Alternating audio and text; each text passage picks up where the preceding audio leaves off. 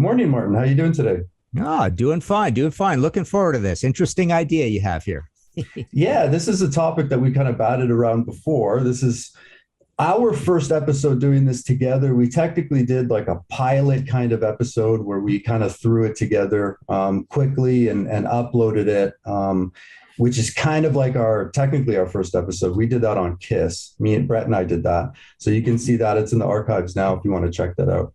So the idea of this episode came about because, a lot of these bands, Kiss included, a lot of these legacy bands are bands that have been around a long time and have a lot of albums. You think about, the marketplace for albums and them releasing, albums on CD and then albums on cassette and albums on vinyl. And then you see the remasters and you see the re-releases and you see now the box sets of one album that come with four CDs and all the demos and live stuff and things like that. And then of course, all the greatest hits compilations, all the best of compilations, all the live compilations.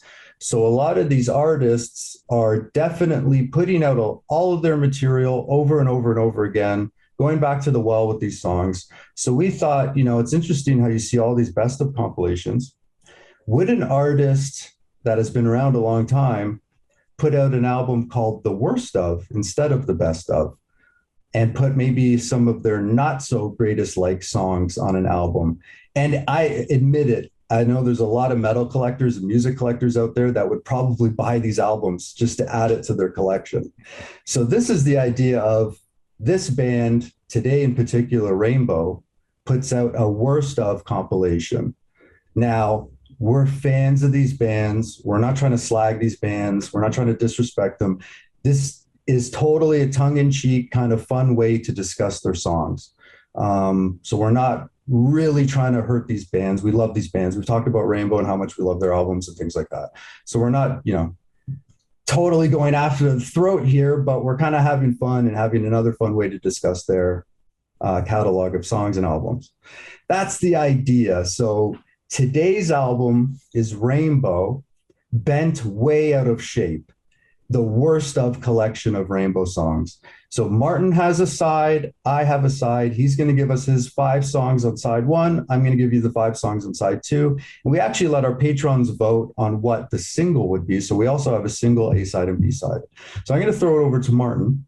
So you got your side, bent way out of shape, Rainbow. What's track number 1? And what do you want to say about that song? Okay, so I'll reiterate as well that I love Rainbow, and I have actually written a book on Rainbow. This is actually almost my favorite, of my bios because it's been around twice. It came out years ago through Metal Blade, so now it's much better and much expanded kind of thing. So yes, there we go. So I love Rainbow enough to do a book on them, but of course I've done books on lots of bands, and you can get that at Martin Popoff. I love them enough to buy the book on it, by the way. Exactly. Yes, there we go. So my first choice is the first Rainbow song, the song that got everything going. And I just think it's such a weird, crazy story that, Richie wanted to, he's disillusioned with Deep Purple and he wants to go off as a solo artist. And he's got this song he wants to cover, Black Sheep of the Family by Quatermass. And, Ronnie gives it a go and they work on this song and they go, oh, I guess we have a band here. And they start a band sort of thing. It's the weirdest way to start off this great, iconic, epic band with so many songs they wrote themselves. So number 1, it's a cover.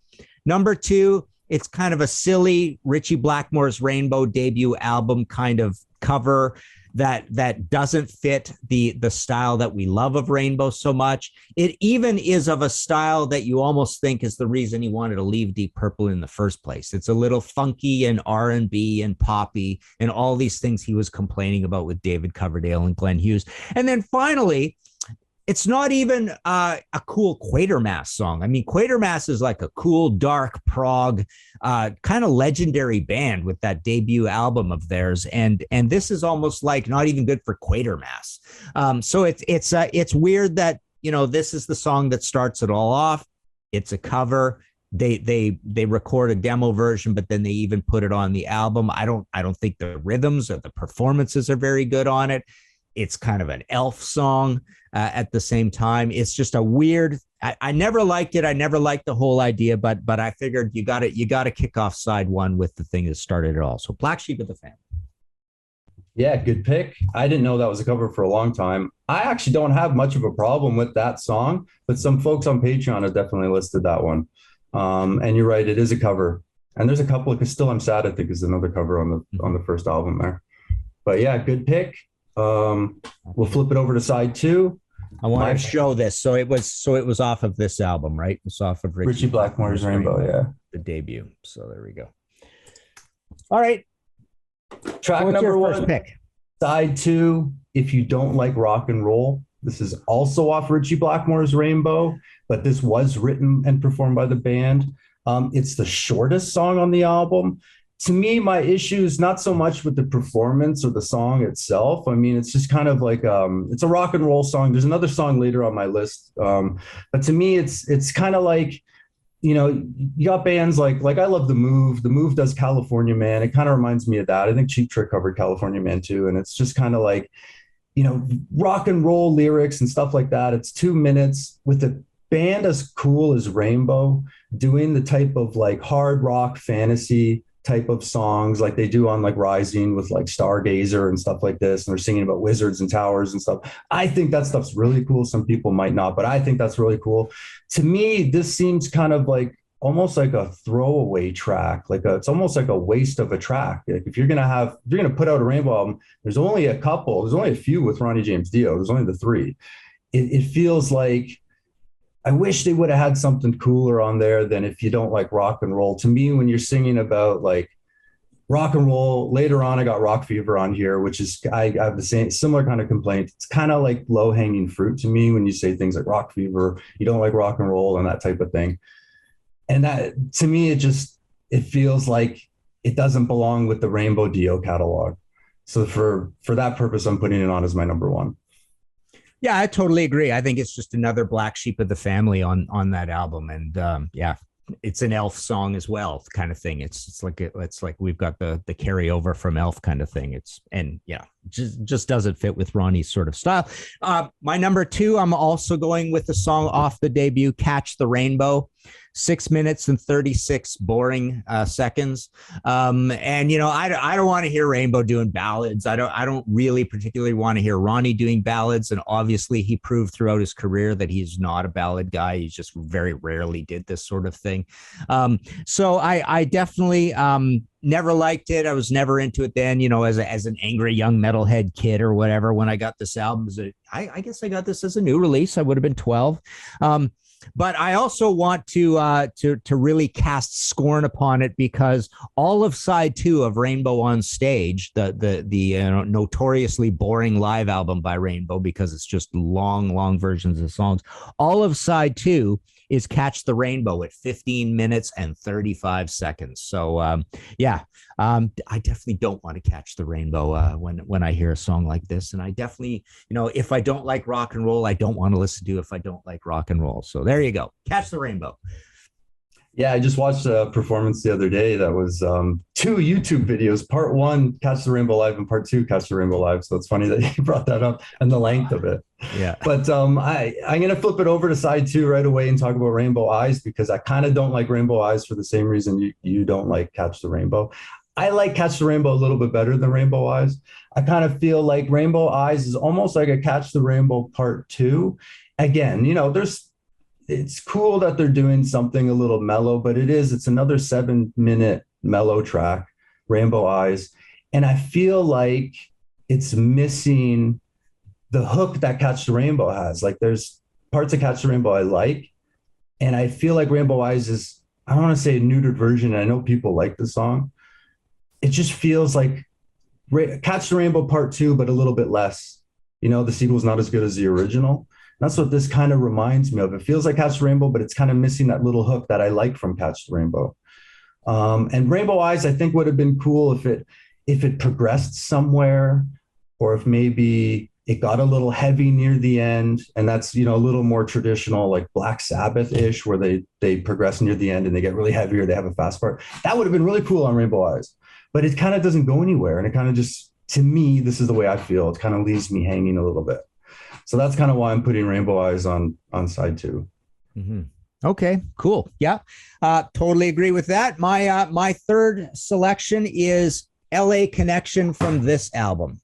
You look at that album cover, it's just so stately and regal and timeless. And I don't like the title, particularly Long Live Rock and Roll. I'm not crazy about that song, but I mean, this has such sort of, absolutely kind of like medieval moat metal, castle metal songs like Kill the King and Gates of Babylon and Lady of the Lake, just these great mythical things. And LA Connection, even that jarring title. I mean, I've often talked about how I think Lost in Hollywood is the greatest Rainbow song of all time, but I think the title is just kind of a big letdown. Same with this. To have a song called LA Connection on a record like this is just not a great title. And then even the song itself, it's got kind of insipid lyrics. They're not a big deal.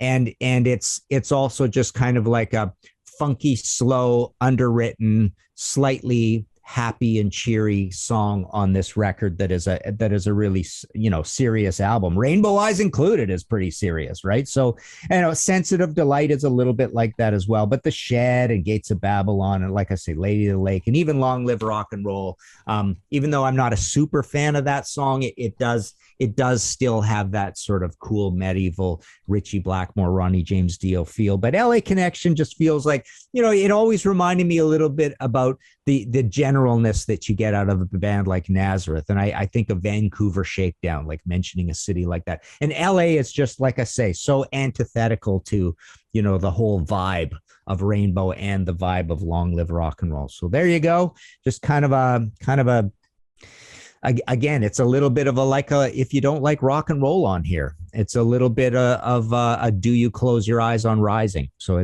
I feel like it's a little bit of one of those. Awesome. Track 3, side 2, Since You've Been Gone. So this is a song off of the Grant Bonnet album Down to Earth. They were definitely fishing for a hit here. It's written by Russ Ballard. Russ Ballard also wrote New York Groove, which Ace put out and got a big hit with. And it's not necessarily that I don't like commercial songs. I don't mind All Night Long. But this song, it's almost a step away from being in a gum commercial, Since You've Been Gone. And there's just something about it that it almost rings like annoying to me when I listen to it. It's from Down to Earth. It's just not my favorite album from that, not my favorite song from that album. And you look at that album Down to Earth, and there's actually some really cool stuff on it. Eyes of the World. And then you go into Since You've Been Gone. It's like, why are you doing this? And they already had All Night Long. It's like they were kind of doubling up. Like, let's try to make sure we have a hit. So let's try to write our own hit. And then let's also cover or do a Russ Ballard song and see if that works as a hit. And to me, it's like they were kind of fishing a little bit too much for a hit on this album, because there's some really cool stuff. And again, it goes back to, if you don't like my argument for, if you don't like rock and roll, is like, why waste a track on something like Since You've Been Gone when you could easily have done something really cool, even throw an instrumental, on there. Ritchie can do some really cool stuff. Look at Rising, all the stuff he did on that, all the performances they did on that. And I mean, not just Ritchie, Rainbow is a great band. When you think of Rainbow, you think of the amazing vocals and the amazing guitar playing, but there's some amazing keyboard playing too, listen to that Rising album. It's just because something has keyboards doesn't mean it's not rock or whatever. Listen to the arrangements of the keyboards and some of the Rising stuff and some of the later stuff. And there's some really good keyboard stuff. And Since You've Been Gone just feels like waste of a performance, waste of a track listing spot. And it's a little bit too much selling out to me. They really went with that AOR kind of stadium rock type, but they were going for that once Dio left the band. And it's a little bit too hard of a push for me. It's hard to swallow. Yeah, they got a lot of heck for that, and but they also did score a bit of a hit with it, quite a bit of a hit with it, and All Night Long as well. So, but it starts off, which is crazy. It starts off a side, and it starts off a really serious side of some awesome Rainbow. Love's No Friend, Danger Zone, Lost in Hollywood are the it's 4 songs per side on this thing, right? The one thing about Since You've Been Gone, which is kind of cool, is that It's a super catchy song. Like it's really undeniably accessible, but it also has really interesting chord sequences to it as well. But no, I don't want to hear them doing a cover. And that leads to my next choice, which is almost the same argument. I Surrender off of this album, Difficult to Cure, which is also written by Russ Ballard. So here they are just doing it again. So they're doing it again, which is, just rubs sort of salt in the wounds, of the loyal fans that complained the first time around. So they're doing it again. It's actually the same songwriter they're picking a song from, Russ Ballard. And it's definitely an inferior song to Since You've Been Gone.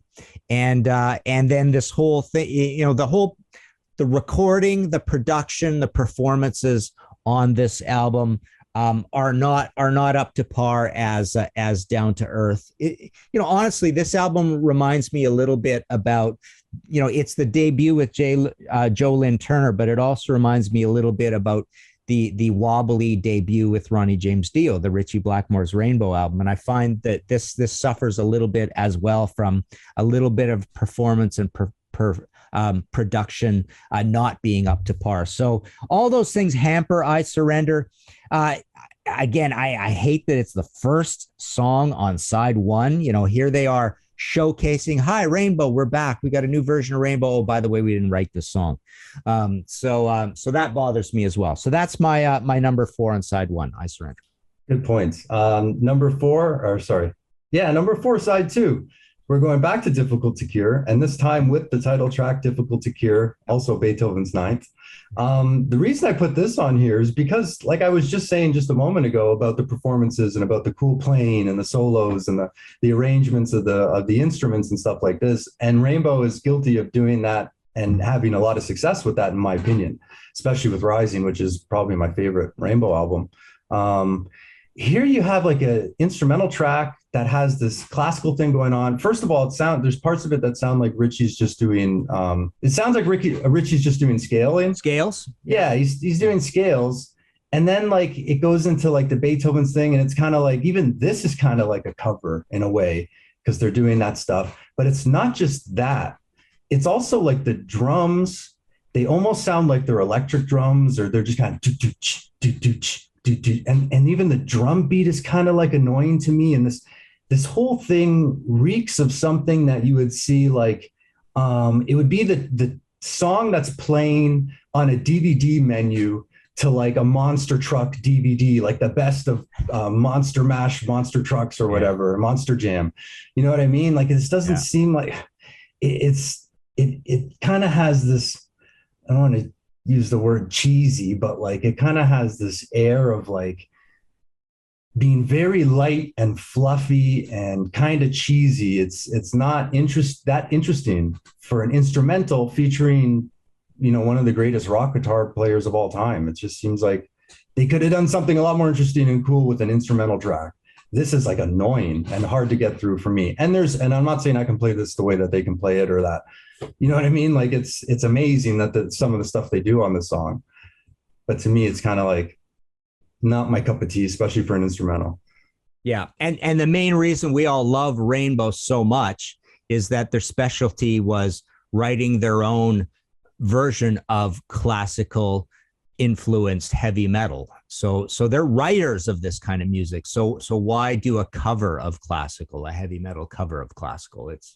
We don't really want to hear that. And again, my views on instrumentals, I don't want them to do instrumentals either. So that goes too. So okay, so the end of side one of Bent Way Out of Shape has on it Tearing Out My Heart from this album, from Straight Between the Eyes. So this is the second of the 3 albums done in the Joe Lynn Turner era. And I've just never liked the song. It's on the original, it's the last song on side 1. It's a big lumbering dark blues ballad. So it's got bluesiness to it, which again is one of the reasons Ritchie wanted to leave Deep Purple in the first place. He wanted to do fast, flashy, classical-based modern heavy metal, which he went and did, and we all love Rainbow for it. But this is like a big slow blues, and you also get sort of the melodramatic Joe Lynn Turner. You know, he kind of fits this, but do you really want to hear a lot of this? So it's dark, which is good. So it's not maudlin chord changes for a ballad. So it's not like a hair metal power ballad. It is a dark ballad. It's the kind of thing that you could imagine Black Sabbath doing, you know, in the mid 80s as well, that kind of thing. But yeah, not crazy about the mellow parts or the heavy parts. The heavy parts are just kind of like these big sort of lumbering, boring, not very many blues chords to it. So I've just always found it kind of like a dull Debbie Downer of a song on this record, which otherwise, you know, rocks a little more appreciably. So there you go. Number 5, Tearing Out My Heart. You know, it's interesting. I just realized this. We both put our sides in chronological order. I also end with Straight Between the Eyes, with a song from a cut from that album. And we both started off with the first album, and then Long Live, and then Down to Earth, and then Difficult to Cure. And now we're both ending with Straight Between the Eyes track. Yeah. And neither of us picked a track from Bent Out of Shape, which is the title of our Way Out of Shape is the title of our compilation. Exactly. Yeah. So it's just interesting because we didn't really plan that out. But I'm going with the track from Straight Between the Eyes, Rock Fever. So this kind of goes back to what I was saying about if you don't like rock and roll. Rock Fever sounds like something that you would hear a DJ say, you know, and it just feels like low-hanging fruit for a band as cool as and varied as Rainbow to do something like, if you don't like rock and roll, Rock Fever. Now this song, you go and listen to this song on repeat a few times like I did. I listened to this song over and over and over again. By the end of it, I just wanted to take my head off, like almost like when you take your earphones off. I just wanted to just remove my head. I listened to this song so much. And there is cool stuff on Straight Between the Eyes. And actually, out of the Joe Lynn Turner, Difficult to Cure is my least favorite. I like Straight Between the Eyes better. Spotlight Kid is on Straight Between the Eyes. That's a cool track. This, to me, this track is just not cool. I feel like they could do better. It just doesn't feel as creative. The creative juices don't feel like they're there when they do something like Rock Fever, to me. Yeah, I agree. A few things about this. So lyrically, we've got Skin Tight Dynamite, you know, he says in it, let me see you rock, let me see you roll, let me see you burn, Rock Fever. So it does have that problem. The other problem it has, it's twofold. I mean, Richie's known that he has this suite of these songs where he does the whittly riff, the little circular cool riff. And I mean, it starts, well, I don't know if it starts, but I mean, the big one is Burn, off of Burn. And then he does that throughout Rainbow, and he does that other times. You know, Lady Double Dealer is a little bit like that on Stormbringer as well. And then some of his more celebrated Rainbow songs also do that. So it's got the whittly riff, but it's like the worst version of the 8 times he does the whittly riff. That's number one. Number two, when it goes into the chords for the verse, they're kind of like weird, sweet and sour, sickly sweet, semi-maudlin chord changes that Joe is singing over. It's not the greatest, right? So the whittly riff part is subpar for his whittly riff thing. And I think the chord structure and the chord sequences during the verse are also a little, you know, dee, dee, dee, dee, dee, dee, dee. You know, it's just, it just doesn't feel like either of those parts are up to par for one of these kinds of structured songs, because there's many more that he does better. And like I say, the lyric is a little dumb too. It also is kind of a retread of Space Truckin'. Okay. From Deep Purple. If you go back and listen to it, it kind of reminds me of that. And according to Setlist FM, they only played the song live once, which I think is, out of the whole album, it's the least played song live. Yeah. And you know, sitting in that session, somebody or one or two people said, oh yeah, this is all about playing live, right? This is a song about the live experience. We're going to open our shows with this one and all that stuff, right? I mean, it sounds like, see, that's even not a great thing too, when bands say, oh, we want to write a song. We wrote this only because of this. We were all thinking about the stage when we wrote this song, right? Absolutely. This is for playing live. And so that just proves that it's kind of like a wet noodle, right? They probably tried it a few times ago. This song kind of sucks, you know? So absolutely. So the other thing that we did with this episode is we gave our track listing to the patrons, and we allowed them to vote on what they wanted to see as the single. So we actually have a single from this album, the A side, would be, which was voted on by the patrons, I Surrender. So that here's a quick quote from Reed from our Patreon. I picked I Surrender as the worst. I quite like JLT's vocal, but the doggerel lyrics are terrible. I surrender, I surrender. I'm giving up the role of pretender. That's not good. He doesn't even bother to rhyme the next couplet, which is weird because his previous couplet made me think that was all he cared about. Yeah, tree, bee. Yeah. From the list, I Surrender. This is from Jamie Laszlo from the list, I Surrender. I see a lot of votes for Since You've Been Gone, but I really don't think there's anything wrong with it. I actually quite like it.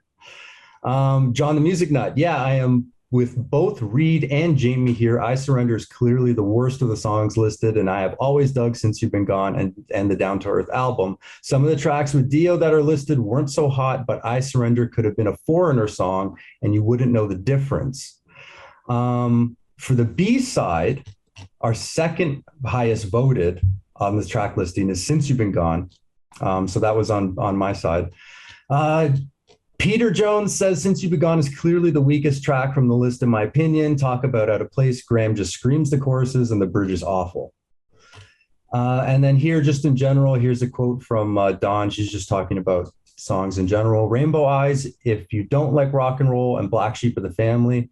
Why? Because Dio doesn't need to do covers, and I hate Dio doing boogie woogie piano tunes, and I don't want to hear Dio whimpering about a girl with rainbow eyes like a lovesick schoolboy while the keyboards play pitifully pan flute music in the background.